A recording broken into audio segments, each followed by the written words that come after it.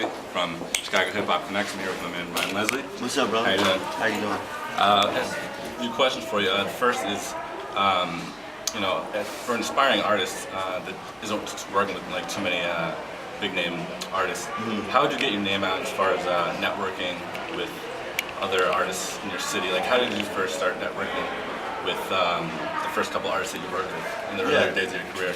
Well, I'm a huge proponent of school, and so there were a lot of folks in my school that wanted to do music, and actually in my school there was a studio in the basement, and there was a program by which I could learn how to do studio engineering and recording. So I would say, if you're in school, look within your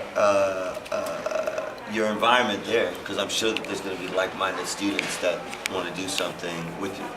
Awesome. We've been sort of following you since 2006 with all your YouTube videos, and your rise with Next Selection and Cassie and everything. It seems like you pretty much knew what you were doing the whole way through, but is there anything you would have changed differently if you sort of had a second shot going back, or? Nah, and I think that that's important, is that when you are on a pathway, it's important to take the good with the bad, and and take each experience for what it is, which is an edification and educational process. So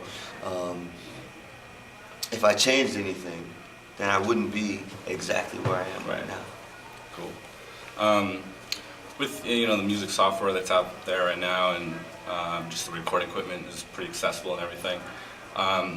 If you're an aspiring artist and you only had about $1,000 to work with, and you had pretty much all your music software to get all the recording equipment and everything, how would you invest that money? If you had like $1,000 or $2,000, would you put it in sort of video equipment, sort of what you did with video and YouTube, or would you invest it in your mixing just to make sure your music's banging, or how would you invest the money? So if I only had $1,000, well, first of all, I would go get a job, because having $1,000 is really not going to be enough if you really want to make it into a career.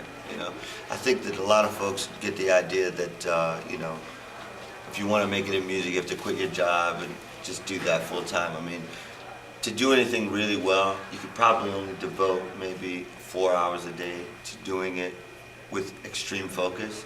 And so the rest of your day, you can focus on making money, learning, being in school, getting great mentors. And so, I would definitely say that you should probably just save that $1,000, go get a job somewhere that maybe it's at a studio, maybe it's at a technology place, maybe it's at a retail store, maybe it's at a video store, whatever it is.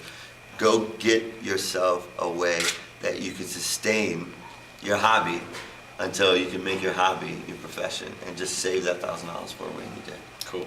That's what I would do. All right. That's all our questions. Okay. Thanks a lot for your time. And, yeah, certainly. And if you have any other questions or want to hit me with anything else, you can just hit me on Twitter, twitter.com/Ryan Leslie. Thanks for checking us out. All right. Yeah. They try to put me in the box. It's impossible. Or less. Oh yeah. And this time it's all or nothing. Said it's real.